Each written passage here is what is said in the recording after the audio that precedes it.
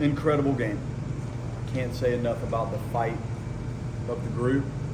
Miami played a beautiful game, and they gave us obviously everything we could handle. I thought Wes actually had really good velocity. I thought the cutter was good. The breaking pitch, the bigger breaking ball was fine. The change-up threw some good change-ups, and we have that knack from time to time. As it was happening, I was thinking of how many 4-run innings we've had in the middle of some of our games. It's got to be a number that I have not seen, and there were clearly plays that needed to be made. We know that.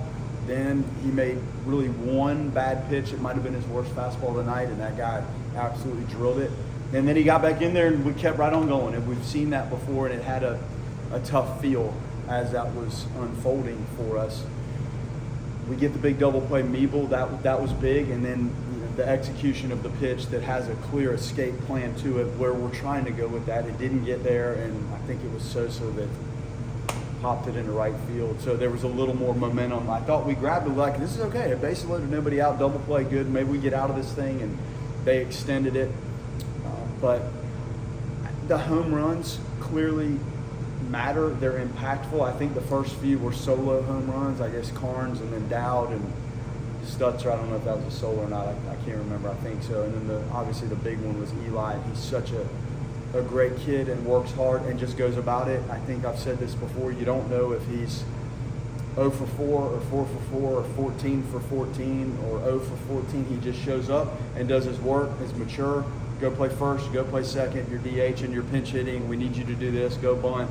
And he just does it. So you're happy for kids to get a reward in a huge moment. And the same with Ben Barrett. It seemed like the right thing to try. And the guy has 3 hits and scores the winning run. And if you had started this season and said that is what was going to happen tonight, he was going to play first base, score the winning run, have 3 hits, you wouldn't believe it could happen. And that's what's magical about the sport. And I think the guys that actually work at it and go about it the right way, mind's in the right spot, heart's in the right spot, locker room moxie is correct, they do get rewarded. And it's sometimes not often enough, but tonight it was. It was rewarded tonight. I'm proud of those guys. Kinnear, best he's ever thrown in his life. That's the best he's ever thrown. Those sliders had bite, teeth, depth, and he would still be out there doing it if we needed it. And again, hard working dude who got rewarded tonight with one of the more memorable games in this stadium in a regular season format. I know there's been a lot of good ones, a lot against the University of Miami, but that one's up there for me. Special stuff. Coach, special come behind win tonight. What would you have to say with all the games you've had throughout your time as a player and coach? Where does this one rank among all those games? This is right up there because the feeling of the first 4 or 5 or 6 innings of that game were just tough. Like, we were not playing the type of baseball that we walked off the field in South Carolina at Clemson playing. We were not. And I don't like it, and nobody liked it. The guys didn't like it. There wasn't any aspect of it that was good enough. And then the rest, the intensity at the end, I'll just never forget the flip of the switch, which, it wasn't that. It was better execution and focus and management of at bat. And this is up there in the top. I've had some good ones to go to Omaha, and I remember some of those moments too. In a regular season game with what was at stake in this sort of rivalry, it's as good as I can recall. Eli was 2 for his last 20, and obviously had found the bench because of his struggles. Now he's 4 for 22. What does it mean for him to have that moment, and what can it do for him closing out this year? Well, you see the impact. Like, you see how he can impact the ball, and we've seen that all year. And then you hope confidence and that moment gives him a different feel moving forward. That's what you hope for, and it clearly will. You'll never forget that feeling and moment, ever. So you've got the adrenaline and the karma that goes with those moments, and that's what he's capable of doing. And there's things he'll still work on with some of the areas that give him trouble with the at-bats. He knows that, and he'll keep at it, but it's going to help him, no question. Is that 11th inning at bat for him equally as good because he came back up and did it again after the big moment? Yes, it's equally as important, not as dramatic, equally as important. You know, for that thing to end the way it ended, I mean, we had opportunities. We can break that down another time, but we were in position to probably end that thing earlier.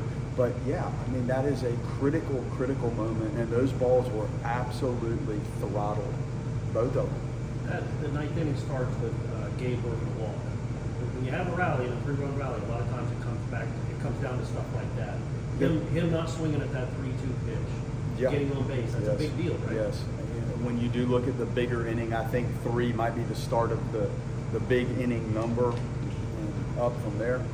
There's usually a walk, a hit batter, a defensive lapse involved in it, because at this level, you're not going to string 6 hits together very often, if ever, it feels like right now. So one of those inserted into the middle of some other more damaging ball-moving type of at-bats, it's huge. It was huge at the end. And those guys like to compete, and he's right there in that mix. They like to compete, and they want to win. Following up on what Corey said, Frazier gets on first, and then Ben hits that one into right field. It looked like Frazier was kind of halfway there. He didn't know second base was going to make a play. He gets to third base on the hustle. What does it say just kind of about that competitive nature you just mentioned? You know when somebody wants to win and plays with tremendous intensity and emotion. And he's got it. And that was smart. Like some of our base running today, not so much. That was smart. Like he put himself in position where if the guy caught it, he can get back. But he knows with his ability and the angle of that ball, he's still going to be in position to move. So good stuff. Proud of the guy. The double play was big. He's made some really nice plays for us too. Hey, Coach, throughout this year, this team has had to deal through adversity, whether it's players going down due to illness or sickness. The players coming in like Ben Barrett tonight, and this team, and players stepping up through players that are injured. What do you think that says about players like him and this team? I told the guys it's as proud as I've been in a moment, in a game, because the unselfishness of what it takes to not be involved, and then all of a sudden you're involved, and guys are playing positions that they may not be quite as familiar with, and there's no selfishness. That's all I can ask for. When you sign up to do this, the desire to win, the intensity, the focus, and the unselfishness in the locker room of when I get a shot, I'm going to do everything I can to help the team. That's what you want to see. And you don't always. You don't. But that'll be a fun box score. I didn't get the box score tonight. I didn't need to look at stats. I could care less. But when you look at who was in there and you reflect on the entirety of the season and you look at who just played and what just happened and how it happened and how the game ended, that'll be one that I'll hold on to. For Dowd, obviously his last at bat before his final one was a home run. Comes up with a bases loaded, a chance to win it, and he stays patient. He doesn't swing. We called him on base machine the other day. What does it say about him to not get jumpy in that moment and allow the win? He's a mature player, and he's seasoned, and he knows what he's doing when he's up there. And his first at bat, it's fun to watch the progression of this, and if you're not really pitch by pitch watching it, but the first at bat, the slider got him, and then I think he came up second and third and hit the ball off the pitcher. I think got a glove on it, but the quality of the adjustment to get to that at bat, that tells you how much sense and feel he has. And I talked to you guys about pitch recognition. You know guys that really have it and manage it, and he's at the front of the line. He absolutely hangs in there with lefties. He adjusts, he pitch by pitch, navigates it, stays within the confines of what he's trying to do with the zone. And that's polished, it's advanced hitting. The swing is part of that. That's another aspect of it that's very good, but he's polished with what he's doing within his approach at the plate, no question. In that spot, when it's 2-0 bases loaded with a new pitcher, is he such a veteran that you don't have to give a red light? Like, if it's there, he's going to be swinging. Like, how does it work? Is it player by player, or is that? I didn't ask him. 3-0, obviously we Sure. did, and he's like, don't even give me. He's like, I know what I'm taking. But with a hitter like that in the 2-0 count, they know I give them a little sign on how selective, and we're zoning this thing up to the size of a baseball. Like it's got to be that lane that you're looking for, because I do respect the opportunity they have to drill one and end it that way. And then if it's all of a sudden 2-1 and you ask somebody to take, I feel out who's up there. And in his case, in my mind, I did not red light him on the 2-0 pitch, but 3-0, of course, yes. And the pitch recognition does help too. When you have the confidence and the recognition and the decisiveness of what they're doing, it's easier to let somebody like that swing if they feel it. It's consistently been West to John for you this year. Obviously, John's unavailable. The decision to go with Cade and making that decision, just what went into that in that moment as you went to Well, I the knew bullpen? how this was going to end, so I thought that was clearly the right thing. O'Leary, Beeble, and Kinnear, right? Who wouldn't? I didn't like the feel of what was going on in the moment, and you know there's a couple more games coming at you.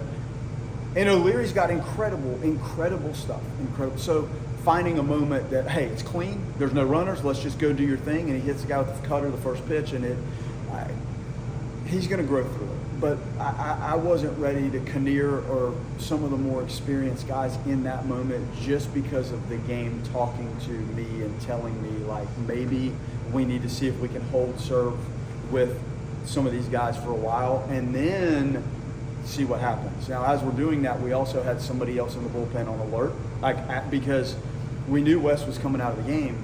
So you have Kinnear or you have O'Leary ready to go, right? And we also had somebody else in case we banged a bunch out and we thought Kinnear needed to be in the game at that point. Then we kind of had that alert going in the bullpen, and obviously we didn't do it.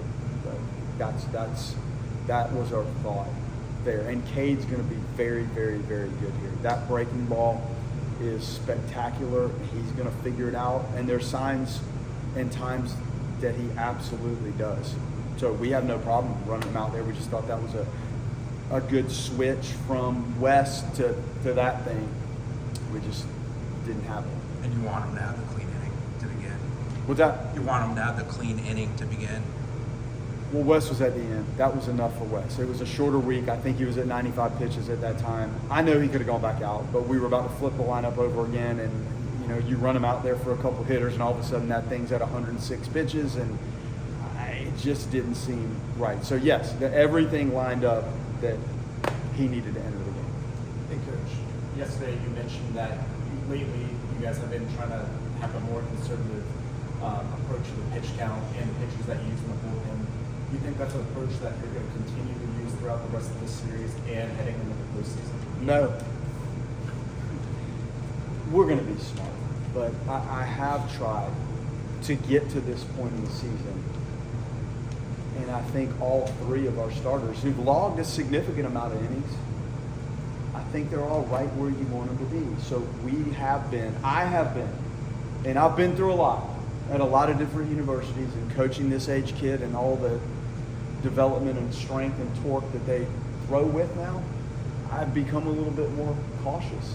Now, there's going to be a moment when it might need to look more traditional, and somebody might need to bounce back, or Wes might need to go back out there and try to get us the next inning too, because of how things have materialized in the bullpen or where we are or how he's throwing.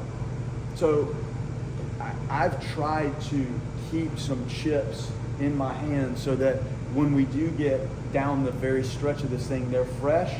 And if somebody needs to go a little bit, it may look a little more traditional and the bounce back with some of the relievers. I just want to be smart and look out for their future as we do that.